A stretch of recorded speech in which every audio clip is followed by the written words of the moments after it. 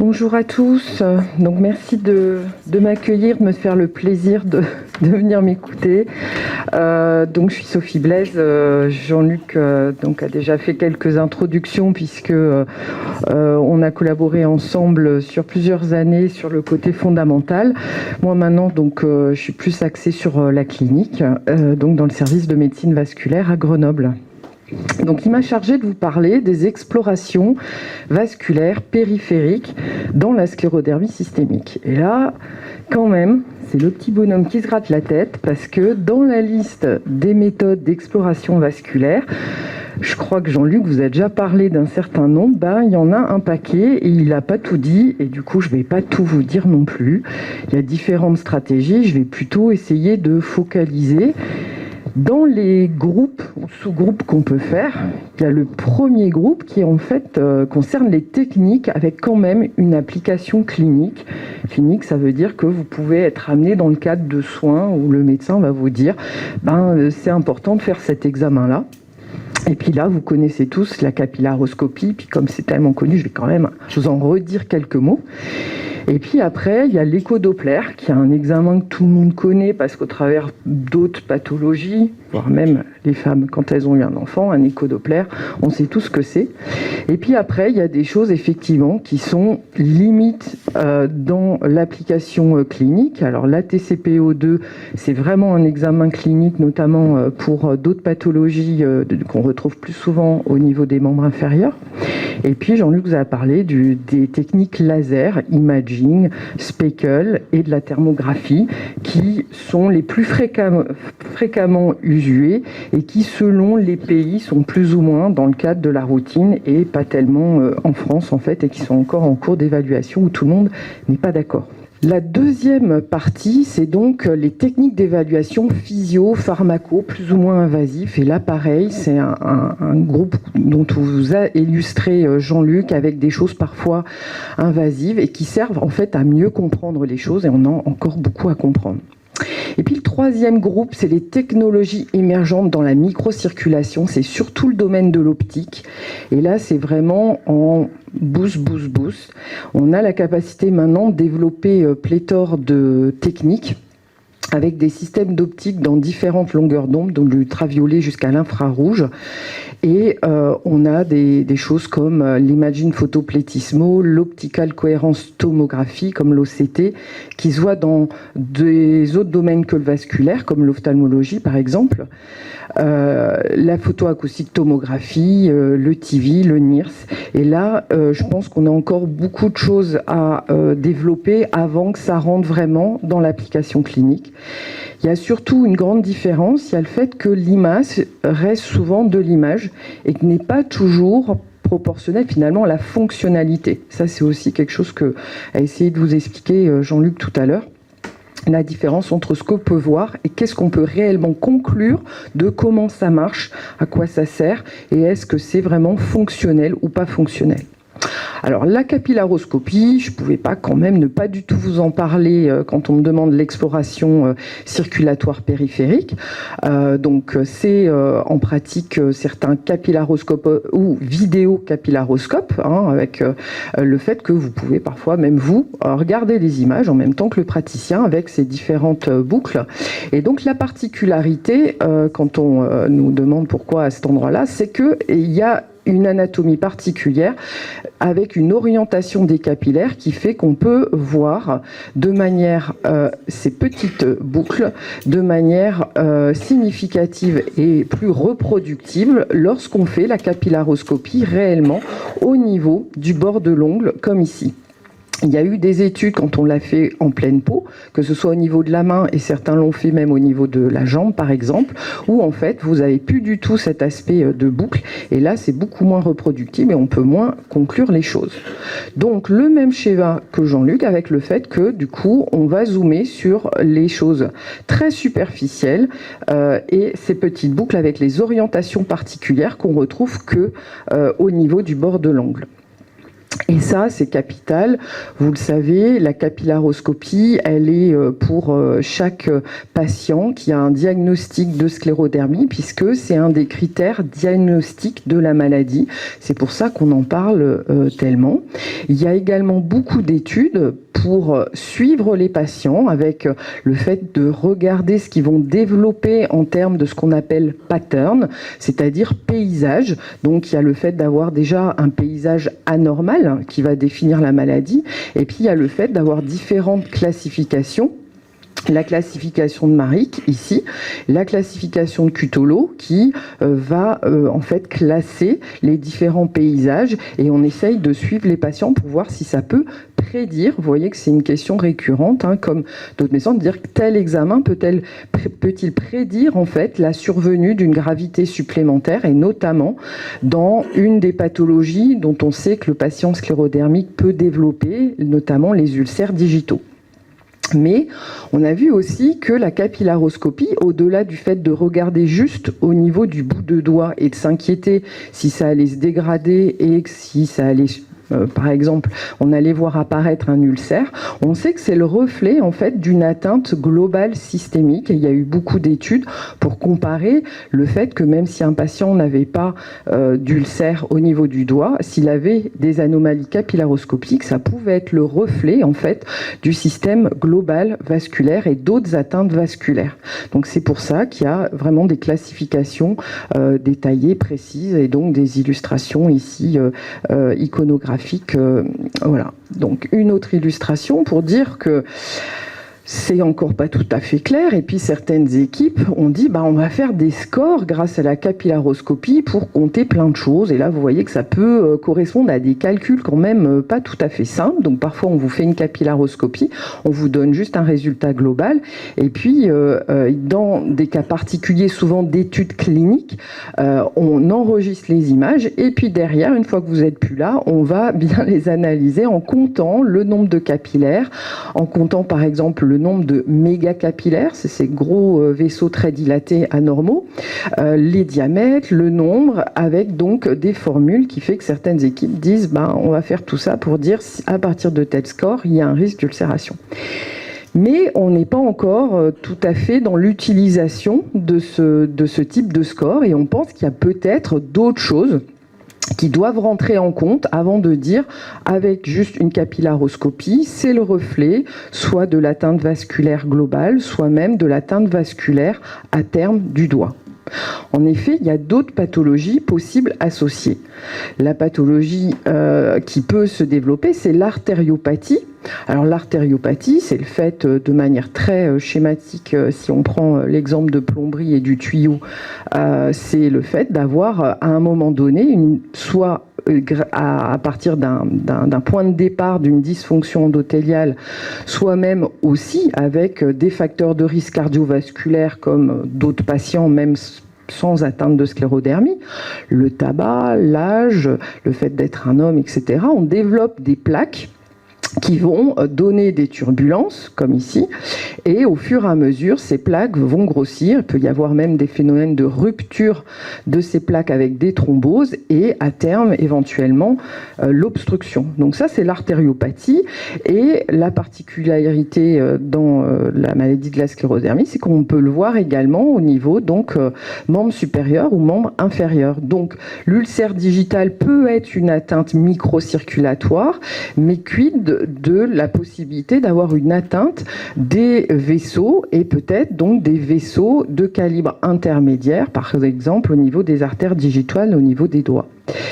Et donc, il y a aussi l'information et la notion. Il y a une étude qui avait été faite pour rapporter les cas d'ulcères également au niveau des jambes, avec la possibilité également toujours de se poser la question, est-ce que c'est une atteinte des tout petits vaisseaux, donc possiblement ici également une atteinte assez superficielle, mais à ce moment-là, il faudra également faire le bilan des artères plus profondes pour être sûr qu'il n'y a pas l'association d'une atteinte d'une artère de plus gros calibre, donc d'une artériopathie des membres inférieurs.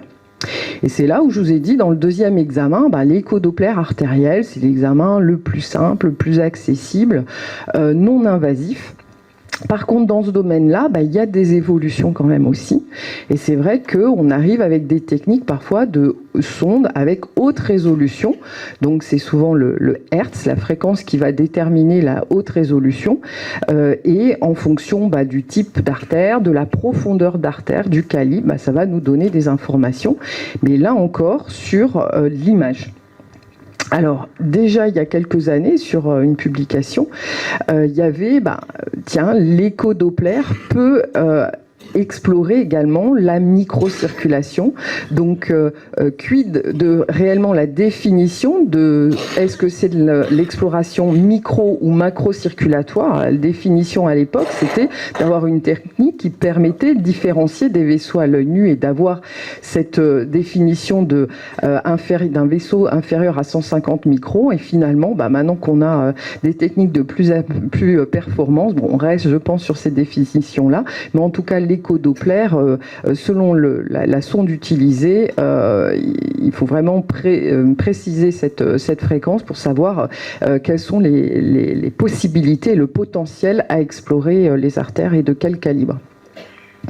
Donc, je vous ai parlé de l'écho-Doppler, avec ici quelques images au niveau des doigts, mais on sait qu'il y a eu d'autres publications avec d'autres outils, comme l'IRM et l'artériographie, qui ont montré qu'au niveau du membre supérieur, il y avait la possibilité d'atteinte, pas seulement des tout petits vaisseaux à la capillaroscopie, mais également des artères digitales dans cette pathologie.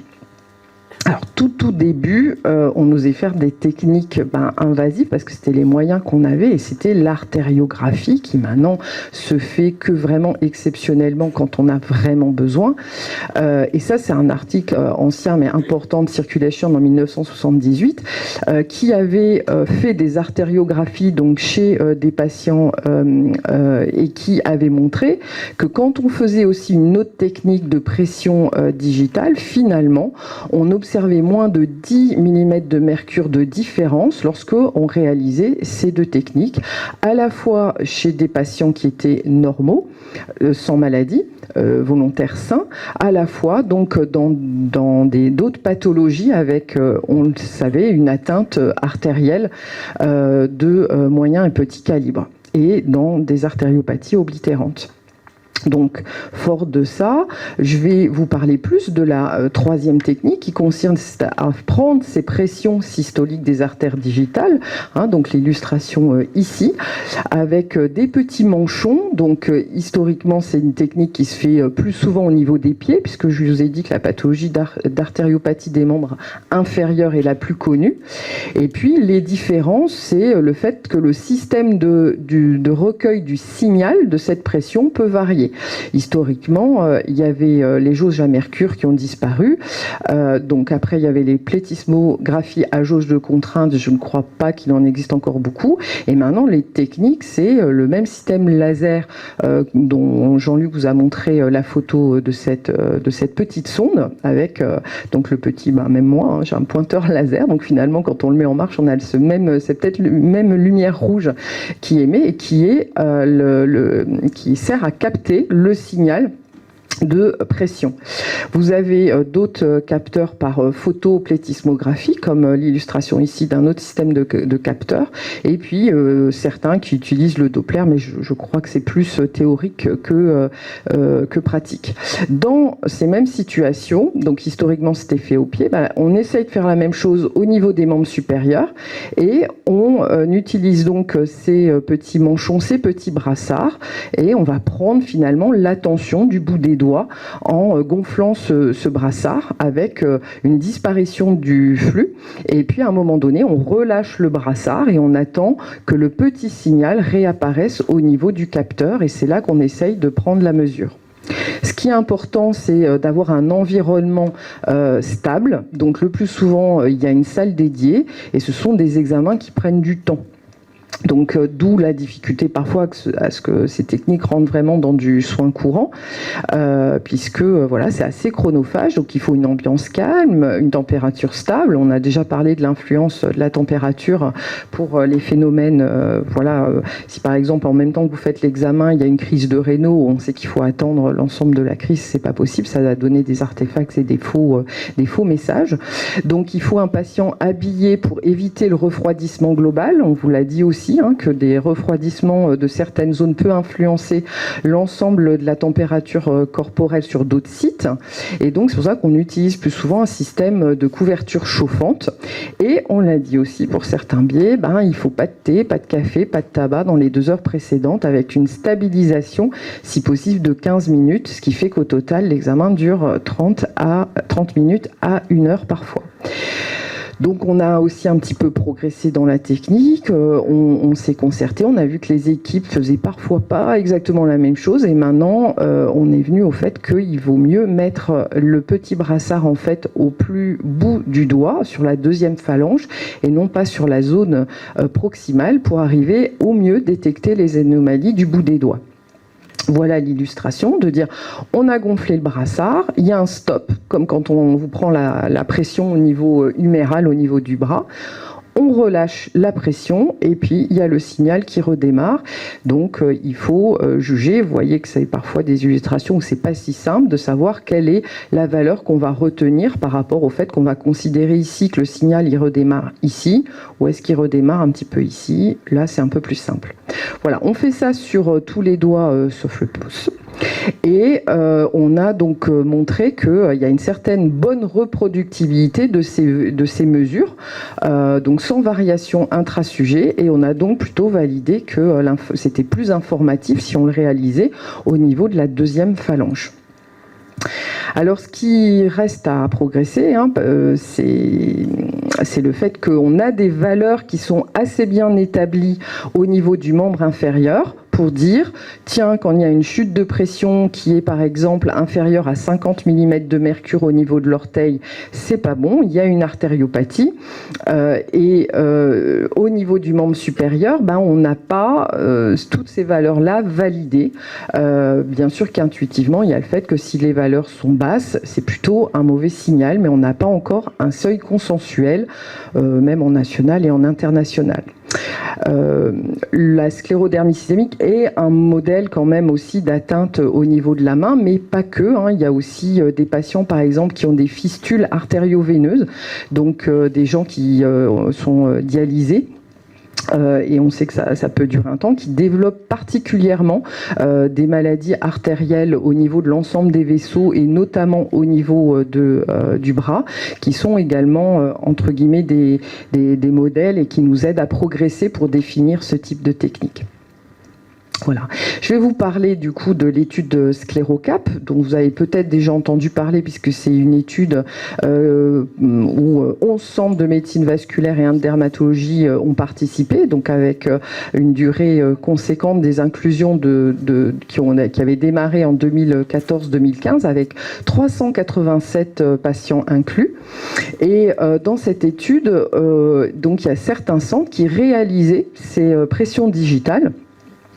Ça consiste en fait à ce qu'on appelle une étude ancillaire. On a pris tous les patients de l'étude Sclérocap qui avaient les pressions, il en restait 326, et on a fait donc certains calculs de non seulement la pression qui restait au niveau du doigt, et puis on l'a comparé par rapport à la pression humérale, ce qui a donné un rapport, ce qu'on appelle le FBPI, et on a mis de manière arbitraire un seuil en disant tiens, si on sélectionnait un seuil à 0,70 et qu'on dit que c'est une artériopathie significative du membre supérieur, qu'est-ce que ça nous donne comme résultat?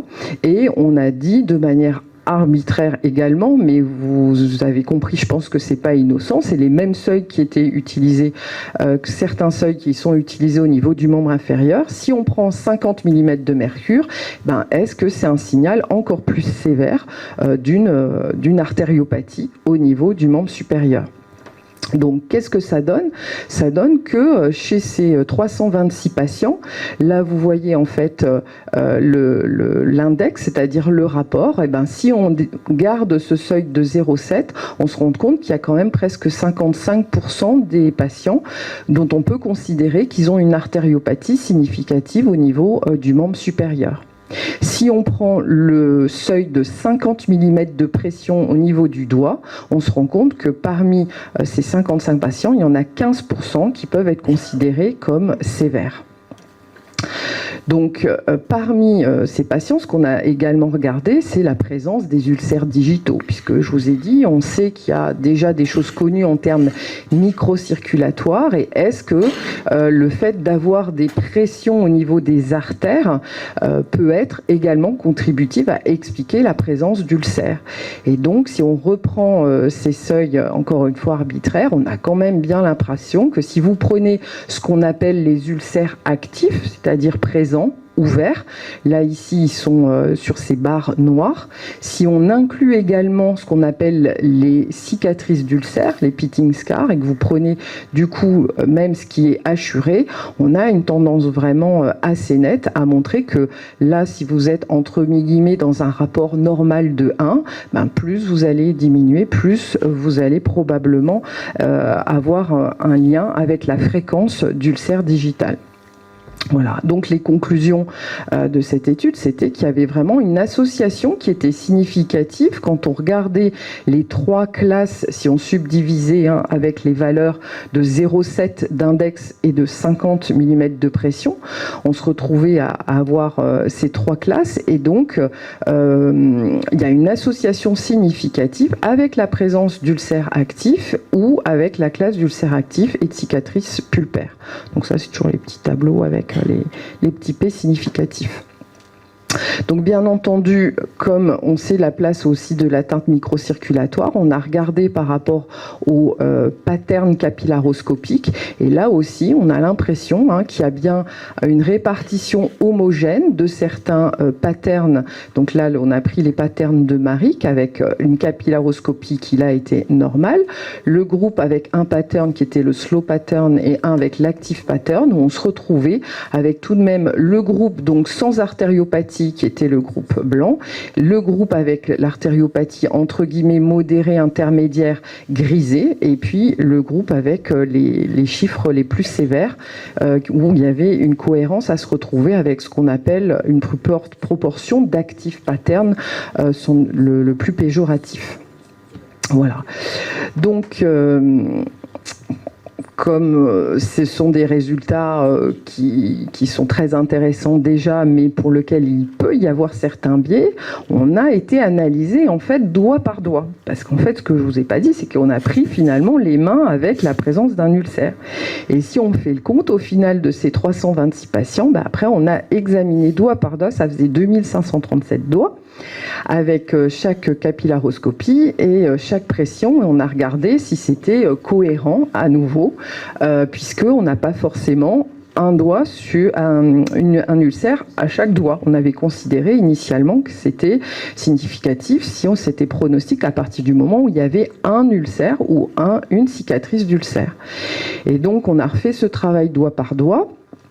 Et finalement, on retrouve, et c'est sans doute attendu, à peu près la même chose, où vous avez une répartition au niveau des pressions, donc qui sont plutôt là sur le bas, sur les doigts. Ce qui est surtout intéressant, c'est que on s'est rendu compte qu'il n'y avait pas forcément de publication par rapport à la topographie doigt par doigt des ulcères. Et donc là, si vous avez la répartition des ulcères, on se rend compte que déjà, il y a plus d'ulcères au niveau de la main droite, avec 11,8% par rapport à la gauche, 8,5%. Et on a des chiffres différents selon les doigts, avec plutôt au niveau du deuxième et du troisième doigt, vous voyez 17,5, 18,5, et là 13 environ d'anomalies, donc sur une répartition inhomogène selon les doigts. Voilà, donc à l'inverse des UD, les pressions digitales par contre, parce que là je vous rajoute en rouge les pressions, sont en fait homogènes doigt par doigt. On pourrait s'attendre justement à ce qu'il y ait une chute de pression au niveau des doigts où il y a le plus d'ulcères, et finalement, la moyenne de ces pressions était homogène, comme vous voyez là, 196, 98, si on prenait tantôt les deux mains, tantôt les doigts. Donc vous voyez qu'il n'y a pas forcément une corrélation par rapport à la présence d'ulcères et de la pression digitale, alors qu'on retrouve le fait que plus vous avez des pressions basses, plus si vous regardez la répartition des ulcères, on est bien avec beaucoup plus d'ulcères, pour rappel, actifs en noir ou cicatrices d'ulcères et ulcères actifs, donc cicatrices d'ulcères en barré, vers des pressions basses. Donc ça reste toujours une information importante. Si on regarde maintenant doigt par doigt, on a bien également le fait que les doigts, donc l'index et le majeur, hein, le 2 et le 3, hein, left pour la gauche, R pour right, la droite, vous avez le plus d'anomalies et le plus d'ulcères au niveau des index et des majeurs. Alors, est-ce que tout ça c'est prédictif d'ulcère digital? Dans l'étude, si on prend les valeurs de pression, oui, on retrouve que soit la topographie de l'ulcère sur le doigt, c'est-à-dire le deuxième et le troisième doigt, ressort, et les valeurs de pression ressortent également, avec des pressions, quand elles sont inférieures à 70 mm de mercure, on a plus de risque de faire l'ulcère. Donc, en ce qui concerne les conclusions sur cette technique de pression digitale, on peut retenir que la pression digitale est une méthode non invasive qui est assez simple à utiliser et qui est répétable, c'est reproductive, il a été montré que c'est en laser Doppler que cette technique est excellente et reproductible, et qu'il faut correctement la faire, bien valider le site de la deuxième phalange, et que ça peut aider à faire le diagnostic de l'artériopathie du membre supérieur, même si les seuils ne sont pas encore consensuels, et qu'il faut sans doute commencer à surveiller les choses lorsqu'on commence à avoir des seuils inférieurs à 70 et peut-être surtout inférieurs à 50.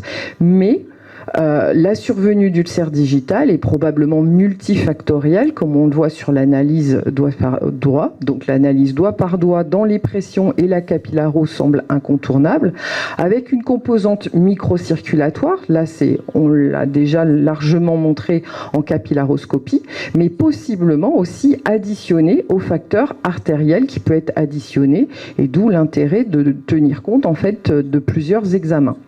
Et puis enfin, probablement la composante mécanique, puisque le fait qu'il y ait la main dominante dans la plupart des patients à droite et les doigts comme le deuxième et troisième doigt doivent aussi sans doute participer au risque supplémentaire de la survenue d'un ulcère sur ce site-là. Bien sûr, on attend d'autres résultats, puisque l'étude a été faite ce qu'on appelle en longitudinal, avec le suivi sur 3 ans. On est en cours, mais on n'a toujours pas, on n'a pas les moyens là de vous présenter toutes les mêmes statistiques sur le suivi à 3 ans. Alors, juste quelques dias, mais je ne vais pas faire des redites, c'est juste pour recontextualiser ma présentation, et Jean-Luc l'a bien complété, c'est que si la thématique de ma présentation devait être les explorations vasculaires, oui, il y en a d'autres, mais voilà, sans doute beaucoup moins utilisées dans le cadre du soin, donc comme là, les images qu'on vous a montrées de Speckle, voilà, pourquoi pas peut-être un jour le suivi de certains ulcères digital chez le patient sclérodermique, où on a vu qu'il y avait quand même une nette corrélation par rapport à la vascularisation, mais de là à l'utiliser vraiment en clinique et en prédictif, on n'en est pas tout à fait là. Et donc pour les perspectives, il y a quand même ces perspectives déjà de ces examens, et puis comme je vous l'ai dit, il y a d'autres choses, d'autres images qui sont pas toujours corrélées à la fonctionnalité, mais qui pourront sans doute nous apporter aussi aussi plein d'infos. Donc là, il y a le fait d'avoir le TV et puis toutes ces autres techniques que je vous avais mis en introduction, l'OCT, le NIRS, etc. Ce qui est surtout important, c'est de savoir à chaque fois qu'est-ce qu'on explore en termes d'image, surtout dans le vasculaire et dans la microcirculation cutanée. C'est quelle profondeur, quelle image, quel vaisseau, quel petit vaisseau à telle profondeur pour essayer de voir la fonction exacte qu'il a. Et donc là, c'était l'illustration effectivement de la thermographie infrarouge dont certaines études sont actuellement en cours, donc qui pourront quand même aussi compléter d'autres informations. Voilà, j'en ai fini, je vous remercie.